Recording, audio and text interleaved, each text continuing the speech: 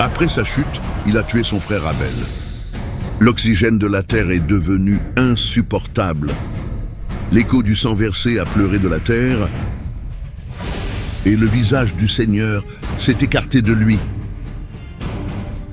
Chute marquée par la culpabilité et la punition. A quitté la présence de Dieu avec une âme déchirée, battue de l'intérieur, mais avec fierté son visage. Son cœur était D'un côté, j'ai ressenti le poids des remords, et de l'autre, accroché au désir de survivre et de plaire, même loin du regard divin, le chemin menait vers l'est, vers une terre inconnue, appelée la place des vagabonds. Là, chaque pierre semblait lui rappeler qu'il ne pouvait plus se reposer, que ton destin était d'errer. Pourtant, il n'était pas seul. Avec lui était une femme, probablement un parent, peut-être une sœur, parce qu'à cette époque, les enfants d'Adam et Èva se sont réunis pour multiplier l'humanité. Elle l'a suivi à pas ferme, même si son regard était un mélange de peur, espoir et attente. Quand ils sont arrivés à hocher la tête, mettre en place un camp primitif, les nuits étaient froides, et le vent semblait, chuchotant le nom d'Abel à chaque rafale. Un de ces soirs, tout en attisant le feu, elle a osé parler. Tomber ce que nous deviendrons maintenant, nous laissons notre famille derrière. Ce qui nous attend dans cet endroit vide. Tombé, il a regardé les braises et a répondu d'une voix grave. Le visage de Dieu n'est plus avec moi. C'est mon destin. Vagar, mais ici nous allons faire notre vie, même si c'est dans... Elle le regarda et tendrement. Mets ta main sur la sienne. Peut-être même dans le noir, nous pouvons construire quelque chose de nouveau. Tout n'est pas perdu. Les jours passent, et au milieu de cette terre stérile, la femme conçut. La nouvelle a secoué l'automne. La vie qu'il a grandi dans sa femme est devenue une bouffée d'espoir. Un début au milieu de l'exil. Quand l'enfant est né, Caïm lui a donné le nom d'Enoch, ce qui veut dire initié. Ou dédié avec ce nom. Il voulait marquer le début de quelque chose de différent. Un héritage. Cela ne finirait pas avec la malédiction du pèlerinage. Alimenté par ce désir, Caïm a construit une ville et le nuage de remblai en l'honneur du Fils, pierre sur pierre, bois sur bois. Il a commencé à construire pas seulement un endroit où vivre, mais un symbole d'excellence, au milieu de la folie. C'était comme s'il voulait défier son destin. Bien que Dieu l'ait marqué comme un vagabond, Caïm a décidé de laisser sa marque, trouver une maison et perpétuer ton nom par le travail de tes mains. Dans les murs de cette ville primitive, deux vérités opposées ont résonné. Le poids de la culpabilité et le pouvoir de la vie émergent. L'homme qui avait versé du sang innocent tombe. Maintenant ériger des murs pour protéger son fils. Enoch est devenu l'emblème d'un nouveau départ. Et la ville est devenue la marque tangible d'un homme qui, même loin de Dieu, a refusé de disparaître. Cette ville a commencé à grandir. Ces rues d'abord juste des chemins de poussière et de pierre sont devenus des endroits où les voix résonnaient, où les enfants ont couru, où les feux de joie ont illuminé les nuits. Caïm avait des filles, et quand Enoch a atteint la jeunesse, a pris une femme en eux, consolidant ainsi de cette lignée qui vivait loin du visage de Jéhovah. La vie en eux s'est multipliée, mais l'absence de Dieu était perceptible. Une génération a émergé Ali, en quête de progrès, beauté, force et plaisir, mais pas adorer ou obéir au Créateur. Les descendants de Caïm ont pris un chemin différent. Construire le monde où les humains ont brillé, mais l'Éternel a disparu. C'est dans ce contexte que Lamech est né, un de vos descendants, qui est devenu le premier à avoir 2 épouses. Introduire la polygamie. Comme un signe de dégradation morale, ses épouses étaient Ada et Zilla. Ada dont le nom signifie ornement. Ou ornée, était connue pour sa grâce et sa beauté extérieure, un symbole de vanité, qui ont commencé à marquer leurs descendants.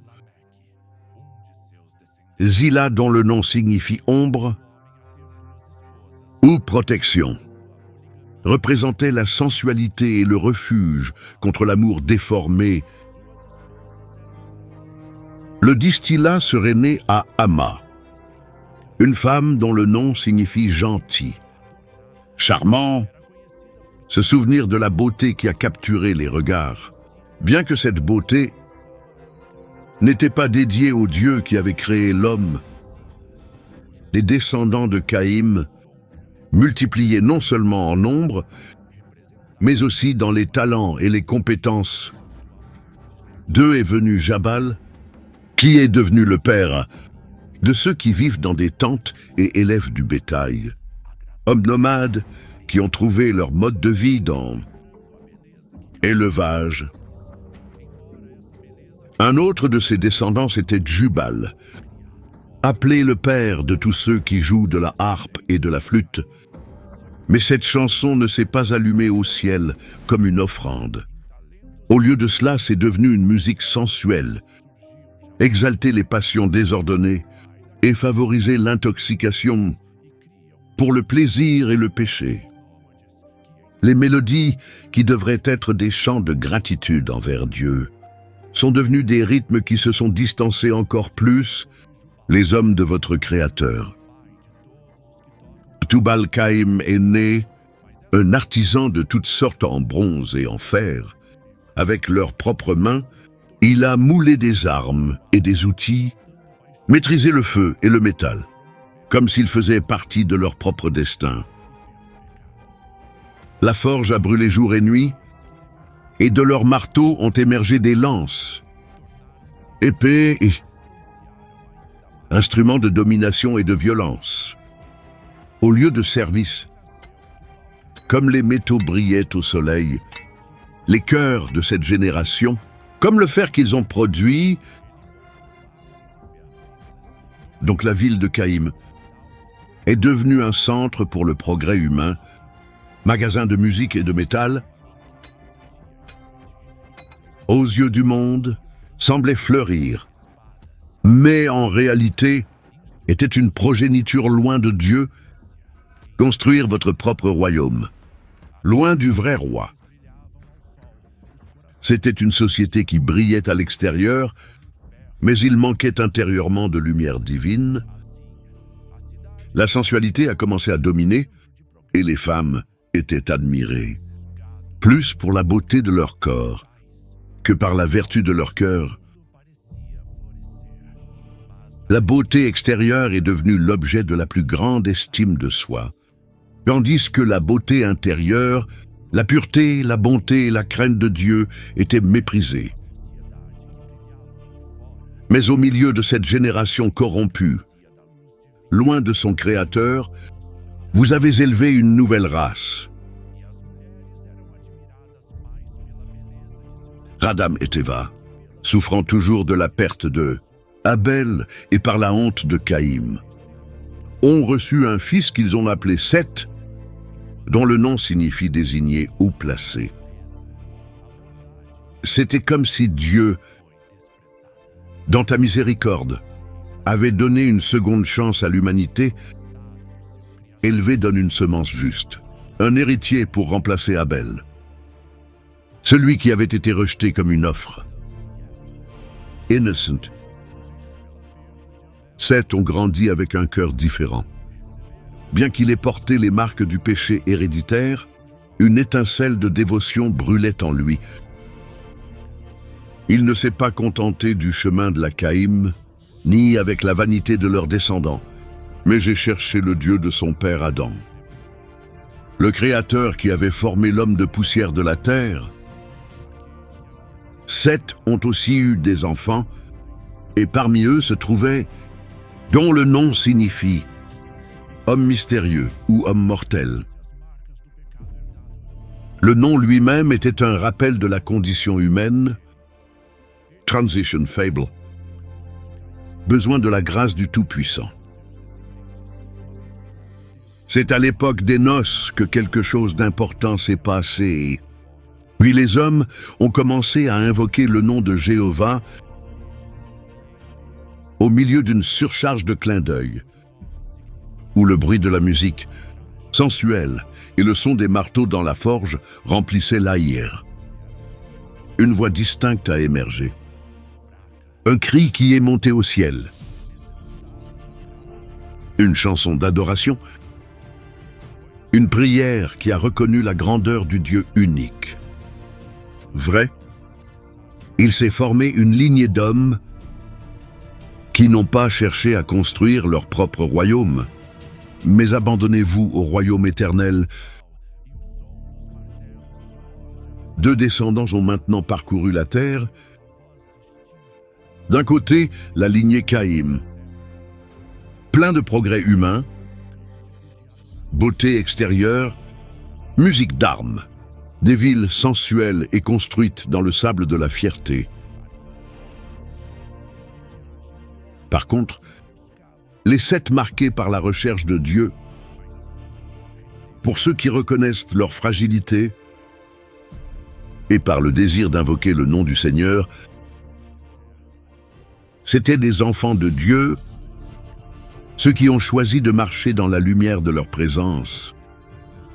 Mais il est arrivé que, alors que les hommes se multipliaient sur le visage du terre, elles sont nées filles, les enfants de Dieu, les choses qui les regardent, avec des yeux qui n'étaient pas les yeux de la foi. Leurs vêtements brillaient de tissus brodés, ses cheveux étaient ornés de pierres, et sur les places, dansaient avec des mouvements qui ont éveillé désir mutuel. Bien que les deux descendants soient éloignés, petit à petit, ils ont commencé à s'approcher. Au début, c'était pour des raisons commerciales, car certains des enfants de Dieu devaient échanger du bétail et des produits avec les enfants de Caïn. Et quand ils sont arrivés dans leur ville, étaient émerveillés par la ville qui tombe, avait construit la folie pour son fils. Maison en pierre à hauts murs, de larges rues et des places animées. Ses habitants se vantaient de tout cela, affichant fièrement leurs réalisations, ses inventions et la force de sa lignée, ce qui a commencé comme un simple échange. Bientôt semait une dangereuse admiration. Parmi les enfants de Dieu, les descendants de Seth, qui au début ont été respectés, ont été attirés par les inventions et les réalisations des enfants de Caïn. Leur ville, avec des murs et des rues, ces forges où le métal brillait comme le feu, et la musique qui résonnait sur ces places. Ce qui a commencé comme une simple admiration est devenu une habitude, et ce qui semblait être une simple curiosité transformé en participation. Donc il ne regardait plus seulement, mais participait aux festivités, applaudissant ses progrès et soutenant ses œuvres, sans réaliser que vos cœurs se détournèrent de Jéhovah. Lors de ces fêtes, les fils de Caïm se vantaient bruyamment, disant « Notre ancêtre, Lamech a été le premier à prendre 2 épouses, Ada et Zilla. Il nous a montré la voie de la force et du plaisir. Pourquoi nous limiter à une seule femme? Quand les dieux nous ont donné beaucoup, chansons et tambours ont retenti, et les filles des hommes dansaient de manière provocante, autour de feux de joie brûlants. Le vin coulait dans des bols d'argile, et le feu a éclairé les visages des hommes, qui riaient sans arrêt. C'était une de ces nuits que Nara, fille d'homme, posait les yeux sur Malak. Descendant de Seth, elle s'est approchée lentement, avec un sourire séduisant et un verre de vin à la main. « Fils de Seth, dit-il avec une voix douce et un regard, parce que tu restes loin, tes dieux ne te laissent pas profiter de la vie. » Malak baissa les yeux, se souvenir des paroles du Père. « Le Dieu de mes parents est saint, » répondit-il avec une voix tremblante. « Il nous commande de rester purs, loin du cloud. » Dans la zone a ri doucement en s'approchant, si jusqu'à se tenir devant lui. Le parfum de ses parfums l'a enveloppé, et sa voix est devenue encore plus suggestive. « Complète, de quelle pureté parlez-vous? Si ton cœur bat si vite, quand tu me regardes,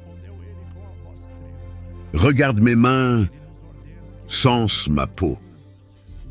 Ton Dieu peut te donner cette chaleur. Entends mon rire. Contemplez ma danse. Votre Dieu peut vous donner ce plaisir. » Elle a pris la main de Malak et l'a mise sur son visage. Il a hésité, mais tes yeux ont commencé à s'assombrir de désir. Nara a fait un pas en avant et se penchant près de son oreille et chuchotant.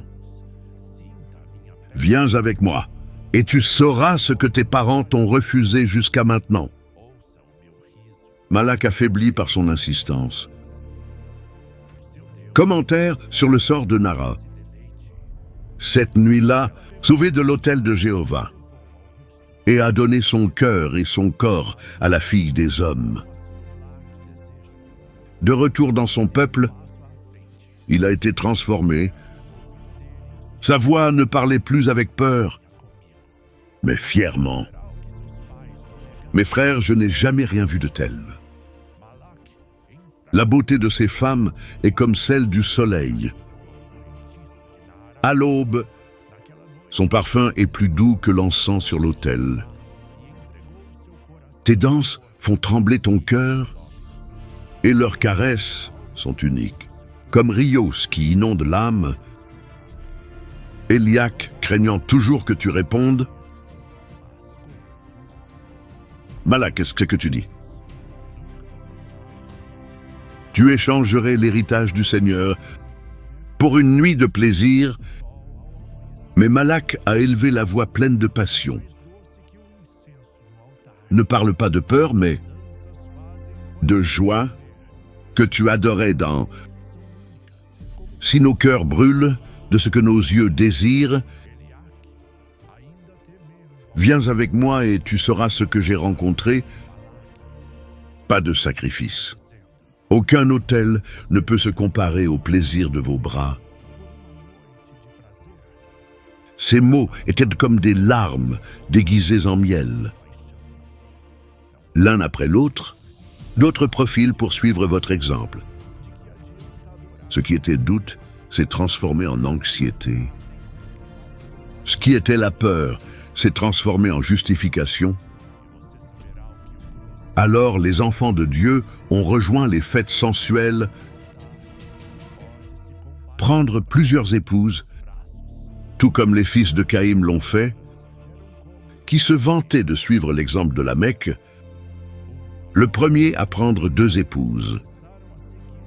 Les orgies se sont multipliées et bientôt tous les autels ont été touchés par un culte de dieux païens parmi les chansons.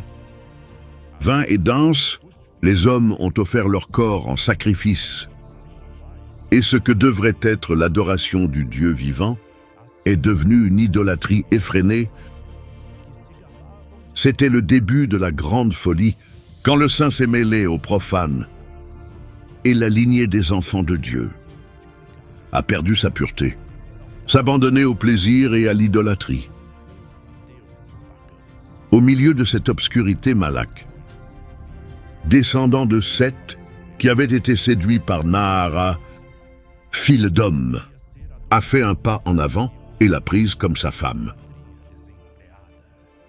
De cette union est né un fils qu'ils ont nommé Hadok, ce qui signifie force dominante. Dès son plus jeune âge, l'enfant a montré des signes étranges, tandis que les autres enfants babillaient à peine, sa voix résonnait avec gravité. Pendant que les autres apprenaient à faire des pas, incertain, il a marché fermement. Au fil des ans, votre corps a commencé à se développer au-delà de sa capacité naturelle. À l'âge où un jeune homme, ça commence juste à mûrir, flamme qui était déjà visiblement plus forte que n'importe quel homme, ses pas étaient réguliers, ses bras puissants et sa présence inspiraient le respect. Ta mère Nara l'a regardé fièrement et a dit aux autres femmes: « J'ai donné naissance à un fils différent, un enfant du pouvoir. » Les paroles de Nara ont enflammé le cœur de Malak, qui a pleuré son fils et s'est proclamé à son peuple: « Regarde ce que j'ai avec les filles des hommes. » Hadok n'est pas une preuve que nous sommes plus grands que nos parents.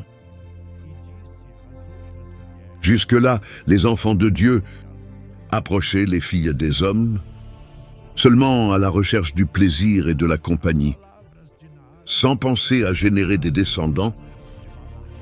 Mais quand ils voient un giclé, entend ton père se vanter de lui. L'ambition a commencé à s'éveiller dans leur cœur. Rassemblés et avec des voix anxieuses, discuter de ce dont ils avaient été témoins. Tu as vu l'ardoise. A demandé à l'Abidia, un descendant de Seth, avec les yeux brillants. Il n'est pas comme nous, c'est plus fort, plus vite. Qui peut y accéder? C'est vrai que Samir a répondu avec un soupir de désir. Oui, Malak, être comme nous et d'Untel Fils. Que pourrions-nous avoir si nous prenons aussi des épouses parmi elles?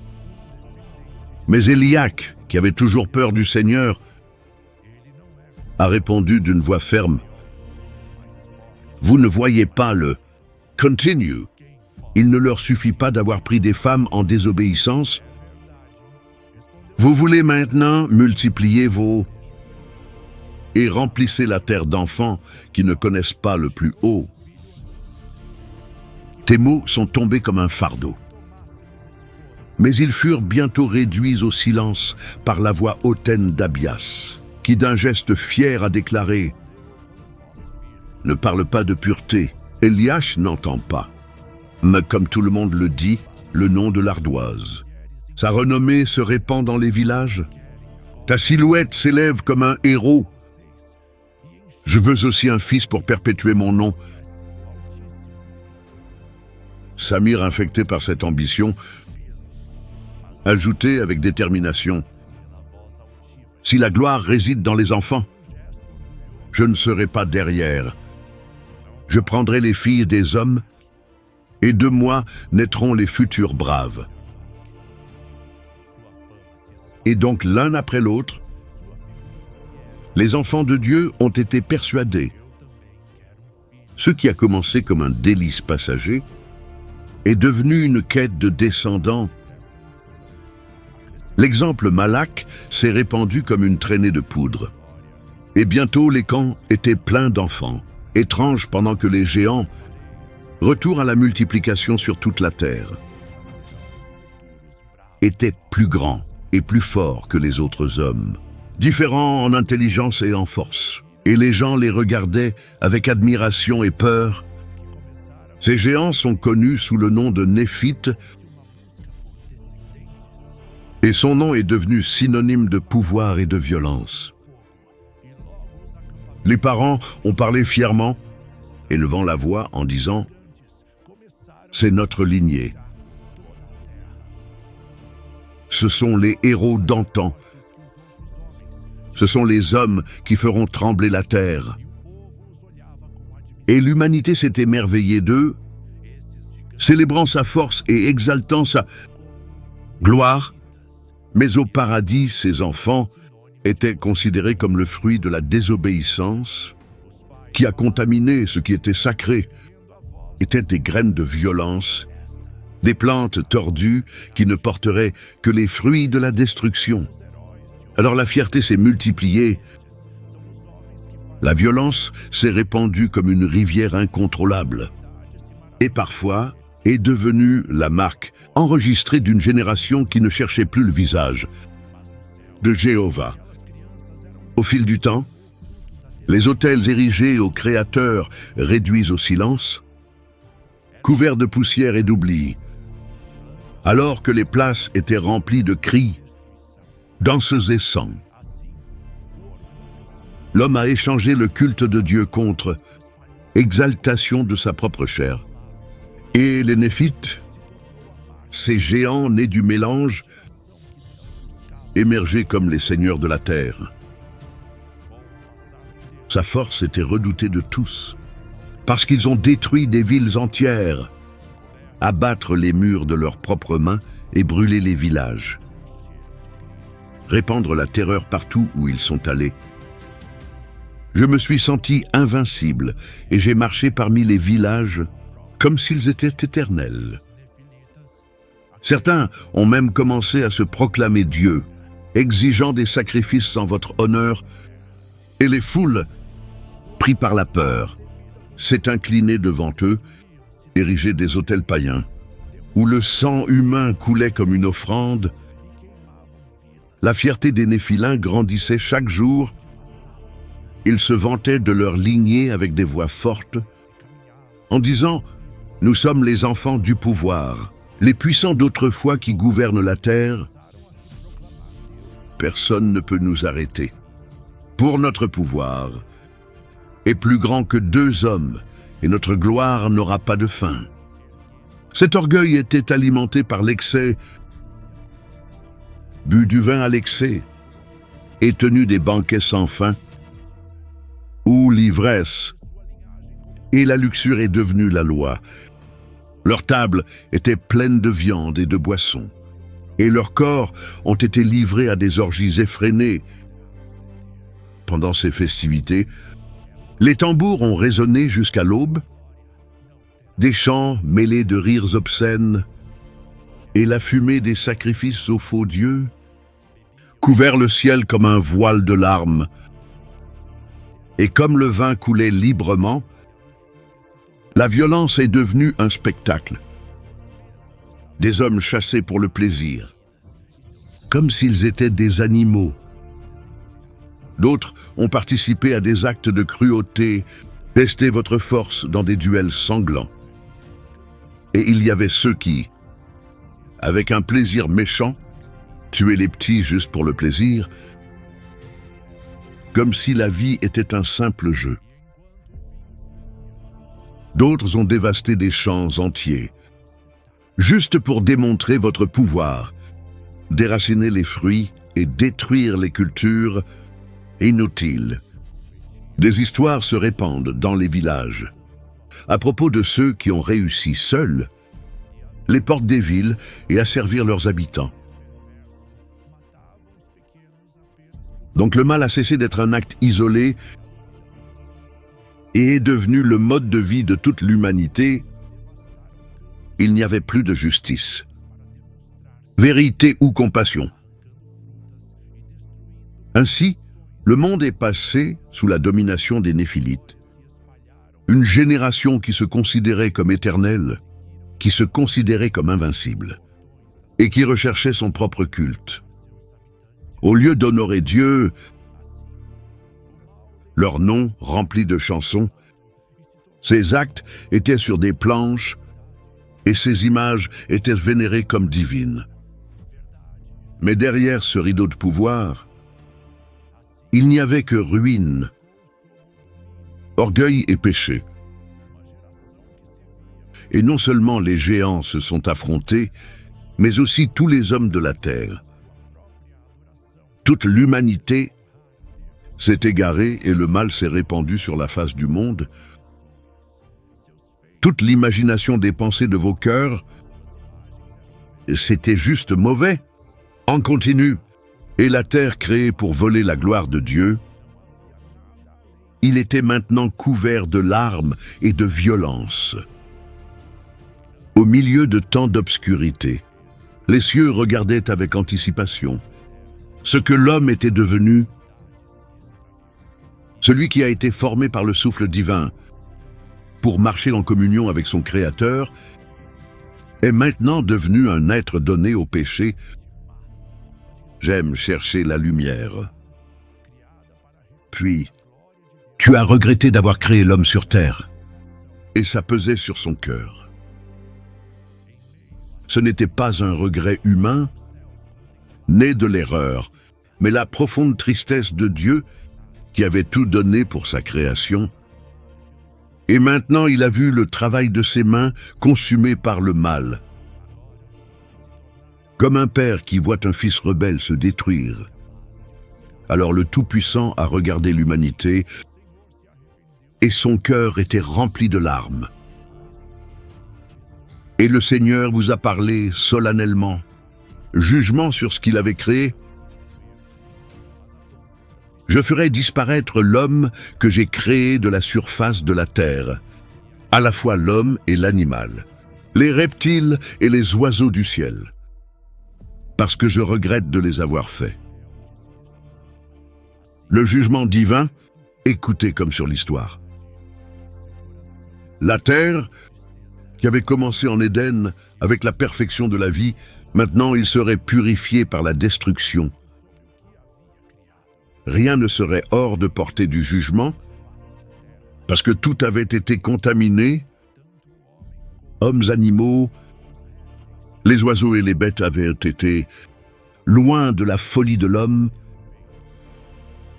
Mais au milieu de ce paysage désolé, quand tout semblait perdu, une étincelle d'espoir a brillé dans le noir. Parmi une génération corrompue et dépravée, un homme s'est démarqué. Tu t'appelais Noah.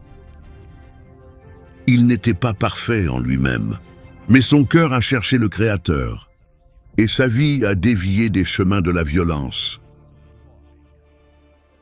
Puis le dit, mais personne n'a trouvé ça drôle aux yeux du Seigneur. Cette grâce était le fil qui maintenait l'histoire ensemble. Le pont entre un monde condamné et la promesse d'un nouveau départ. Noah, sans quitter le travail des yeux, a répondu fermement « Tu m'as montré ce que tu ne veux pas entendre. La fin de toute vie est proche. Ce ne seront pas ses armes ou sa force qui le soutiendront. Les eaux arrivent et couvriront la terre, a décidé d'en finir avec tous les êtres vivants, car la terre est pleine de violence à cause d'eux. Et voici, je vais les détruire. Avec la terre, de faire un coffre en bois gaufré, diviser les compartiments dans l'arche, et abaisser-le à l'intérieur et à l'extérieur. Compiche, fais-le. La longueur de l'arche sera de 300 coudées, sa largeur de 50 coudées et sa hauteur de 30 coudées. Tu feras une fenêtre dans l'arche, et tu le finiras avec une tanière haute. Et tu placeras la porte de l'arche à côté de lui, et lui faire des planchers bas. Deuxième et troisième, voici je vais apporter un flot d'eau sur la terre pour détruire toute la viande, dans lequel il y a un souffle de vie sous le ciel. Tout sur terre va mourir. Mais je vais faire mon amitié avec toi, et tu entreras dans l'arche. Vous, tes enfants, ta femme, et les épouses de leurs enfants. Le cœur de Noé a tremblé quand il a entendu ces mots. Il savait que le procès était imminent, et que le monde ne croirait pas facilement. Avec foi et obéissance, rassemblez vos enfants, s'enlit et déjà la foi, et leur a transmis l'ordre divin, avec des mains stables, chose pour abattre des arbres, couper les poutres et ériger la structure qui sauverait des vies. Les coups de marteau ont retenti à travers la vallée, un écho d'espoir, mais aussi un signe avant-coureur d'un jugement imminent. Quand ils voient la construction, les hommes ont commencé à se rassembler, les géants néphilins, fiers de leur force, approchaient avec moquerie. L'un d'eux, appelé Dagon, éleva la voix et dit « Rire avec ». Noé, quel travail ridicule c'est, pense qu'il peut nous tirer dessus avec du bois et des clous. Regardez nos armes, nos épées, nos villes. Nous sommes éternels. Rien ne peut nous détruire, alors que toute l'humanité marchait vers le jugement. Noé a été regardé avec faveur par Dieu, et sur lui reposait la semence du salut, qui préserverait la vie, alors que toute l'humanité marchait vers le jugement. Noé a été regardé avec faveur par Dieu, et sur lui reposait la semence du salut, qui préserverait la vie.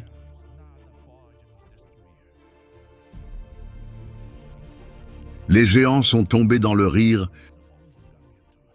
Un autre, appelé Ardoc, fils de Malak, a fait un pas en avant et s'est exclamé d'une voix comme « Ton vieil imbécile, quelles eaux peuvent nous faire face? Nous sommes plus grands que les hommes, plus forts que Rhéos, plus hauts que les murs. Je pense qu'une inondation peut nous détruire.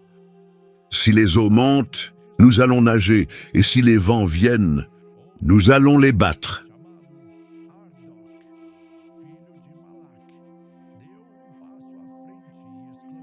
Noé les regarda avec compassion et dit « Ce n'est pas de l'eau ordinaire. Ce sont les eaux du jugement de Dieu. Ni votre taille, ni ta force ne te sauvera. » La lampe de poche se tourne vers le Seigneur, parce qu'il est encore temps. Mais les géants, soulevant vos verres à vin, répondu en chœur. Jamais, nous sommes les seigneurs de la terre. Laissez votre inondation venir et nous verrons qui rit en dernier. Au fil du temps, la moquerie est devenue encore plus flagrante. Les géants et les roturiers ont commencé à organiser des banquets près de l'arche, boire sans modération et pratiquant toutes sortes d'actes sales devant Noé et ses fils. Fait comme un spectacle, comme si le péché était un moyen de contester le message de Dieu au milieu des rires et des cris.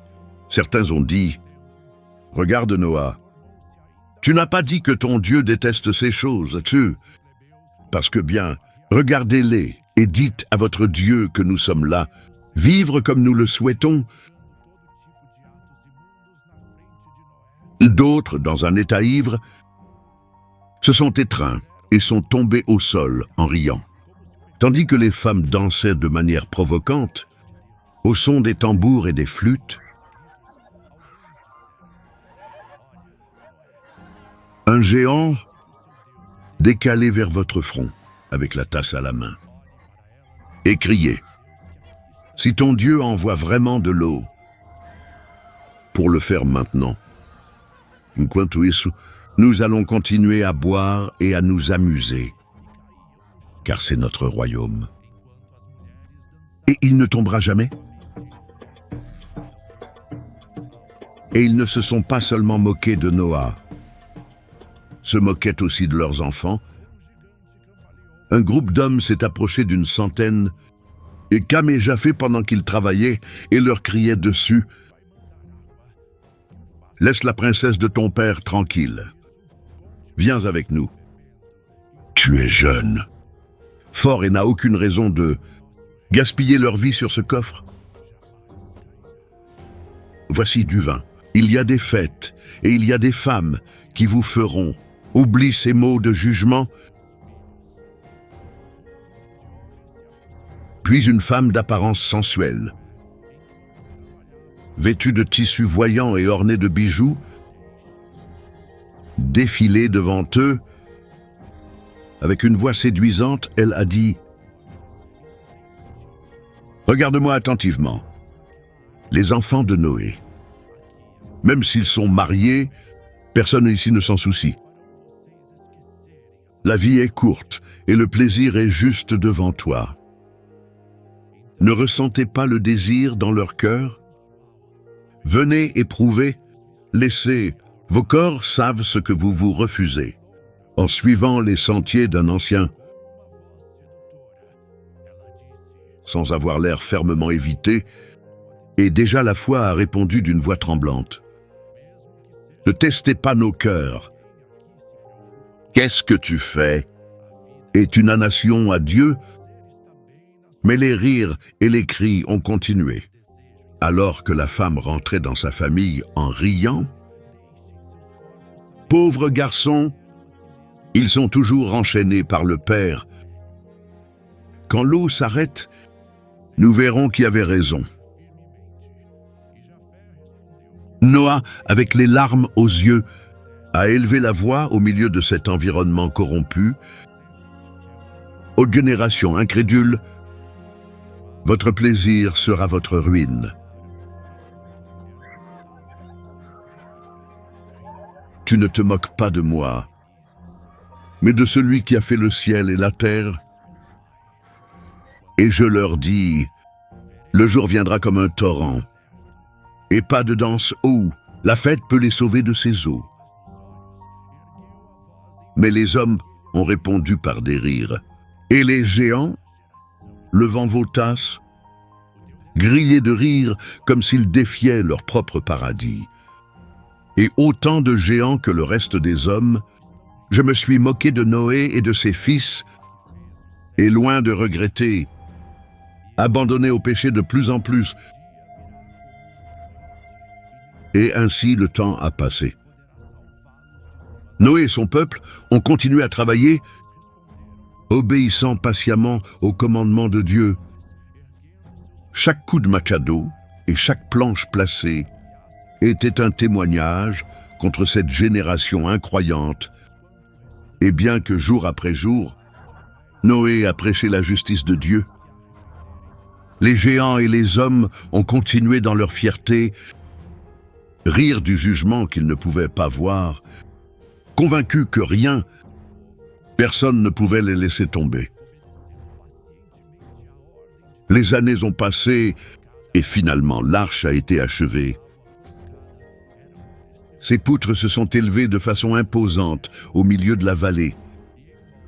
Un monument étrange et ridicule aux yeux des hommes. Mais un havre d'espoir pour Noah et sa famille. Quand Noé et ses enfants ont commencé à stocker de la nourriture à l'intérieur de l'arche, graines de fruits, graines et eau, les géants sont venus se moquer d'eux une fois de plus. L'un d'eux a crié de façon moqueuse, « Regarde le fou. Il n'a pas seulement construit un boîte métallique telle qu'elle se remplit actuellement, comme si je prévoyais de déménager dans le désert avec tout le bétail de la terre. » Les hommes ont commencé à rire, et un autre a ajouté, « Noah, quand tu n'as plus de vin pour tes banquets, nous avertir, nous allons vous montrer ce que signifie célébrer pour de vrai. » Mais Noé, au milieu de son travail,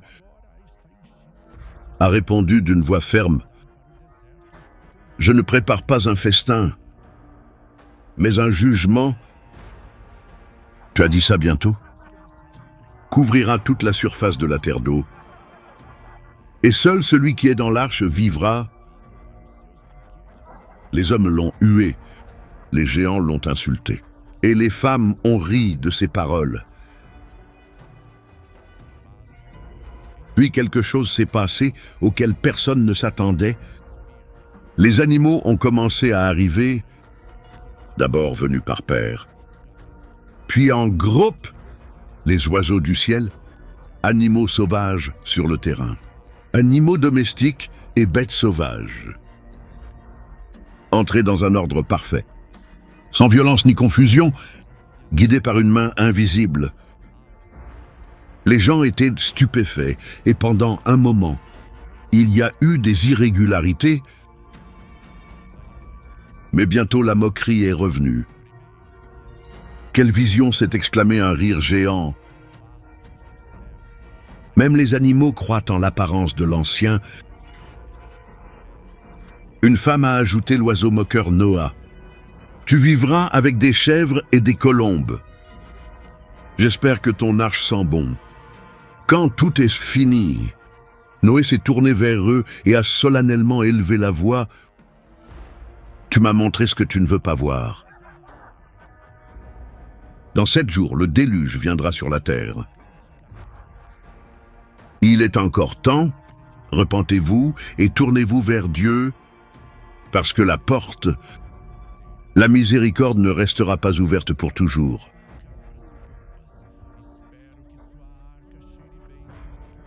Mais le rire s'est levé, les hommes et les femmes sont retournés à leur banquet, leur danse et leur mariage.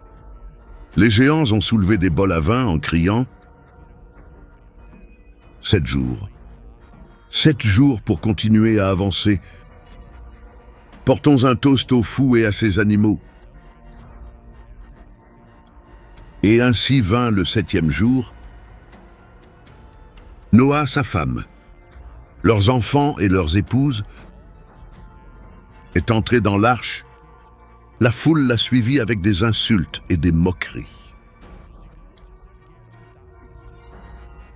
Certains ont crié « Ferme bien la porte, où vos animaux peuvent s'échapper. » D'autres se sont moqués de « Profitez de votre ancien confinement, nous serons toujours libres. »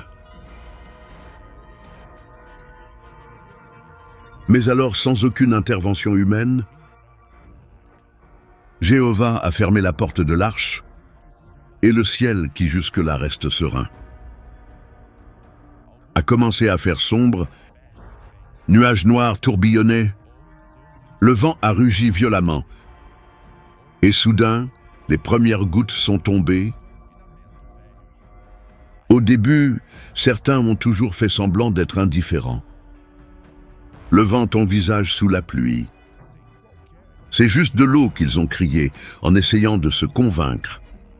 Mais les gouttes se sont transformées en torrents, et le rugissement du ciel est devenu insupportable. L'eau a jailli des profondeurs de la terre, et Rioès a surgi là où il avait guéri auparavant. Le sol était rempli de boue. Les maisons ont commencé à trembler, et les visages, avant pleins d'arrogance, s'est transformé en panique.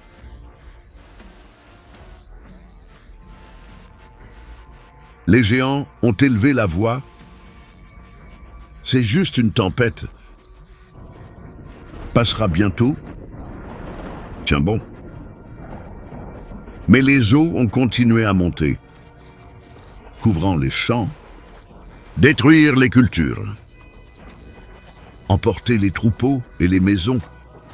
Les gens accourus dans les montagnes à la recherche d'un abri, et les foules se sont rassemblées, hurlant de terreur. C'est alors que les premiers corps ont commencé flottant dans l'eau. Les enfants âgés et les femmes qui n'ont pas réussi à s'échapper, leurs visages défigurés par la peur, a gelé le sang de ceux qui étaient encore en vie. Il n'y avait plus de rire, juste pleurer et désespérer.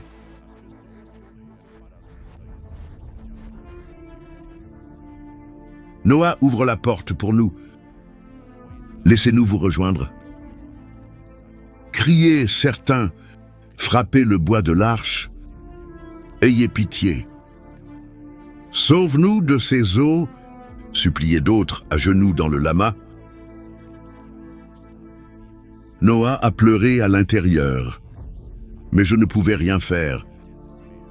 La porte avait été fermée par la main de Dieu, et aucun homme ne pouvait l'ouvrir.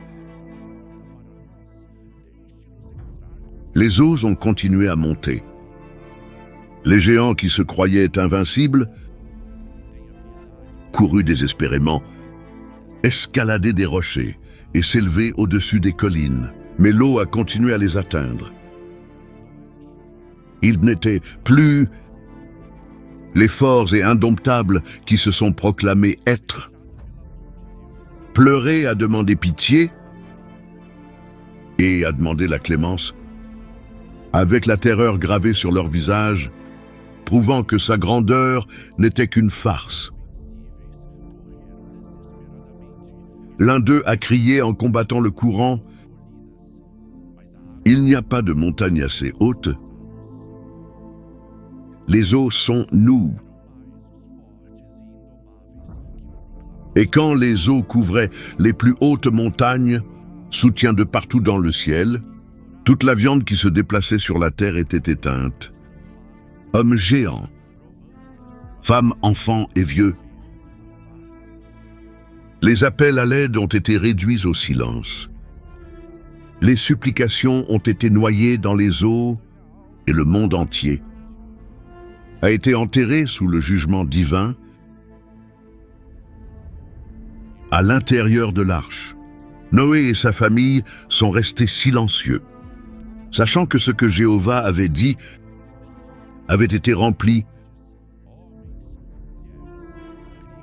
Ainsi a commencé l'histoire des Néphilites et toute cette génération qui s'était la force, la beauté et la fierté qui exaltaient n'a pas pu les sauver.